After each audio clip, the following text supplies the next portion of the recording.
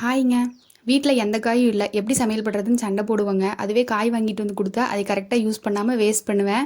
இன்னைக்கு இந்த கத்திரிக்காய் வேஸ்ட் ஆகுறதுக்கு முன்னாடி எண்ணெய் கத்திரிக்காய் குழம்பு செஞ்சிடலாம். ஒரு பேன்ல கொஞ்சமா எண்ணெய் விட்டு கத்திரிக்காயை நல்லா வாஷ் பண்ணிட்டு, அதை எக்ஸ் மாதிரி கீறி அந்த எண்ணெயில ஃப்ரை பண்ணி நல்லா சாஃப்ட் ஆனதுக்கப்புறமா தனியாக எடுத்து வச்சிடலாம். இப்போ ஒரு மிக்ஸி ஜாரில் ஒரு பெரிய வெங்காயம், ஒரு தக்காளி, லெமன் சைஸ் அளவுக்கு புளியை கரைச்சி அதோட தண்ணி, 4 ஸ்பூன் தேங்காய் துருவல், அரை ஸ்பூன் மஞ்சள் தூள், 1 ஸ்பூன் மிளகாய்த்தூள், தேவையான அளவுக்கு உப்பு இதெல்லாம் சேர்த்து நல்லா கொரகொரப்பாக அரைச்சி எடுத்து வச்சுக்கலாம்.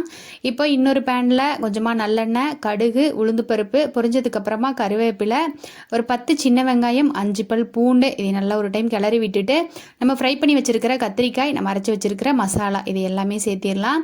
தண்ணி எதுவுமே ஆட் பண்ண வேண்டாம். இதை நல்லா ஒரு கிளறி விட்டுட்டு மூடி போட்டு ஒரு 5லிருந்து 6 நிமிஷம் நல்லா கொதிக்க வச்சு எடுத்தோம்னா ஓரத்துல எல்லாம் எண்ணெய் பிரிஞ்சு வந்து சூப்பராக எண்ணெய் கத்திரிக்காய் குழம்பு ரெடி ஆகிடும். அவ்வளோதான். நாளைக்கு வீடியோவில் பார்க்கலாம்.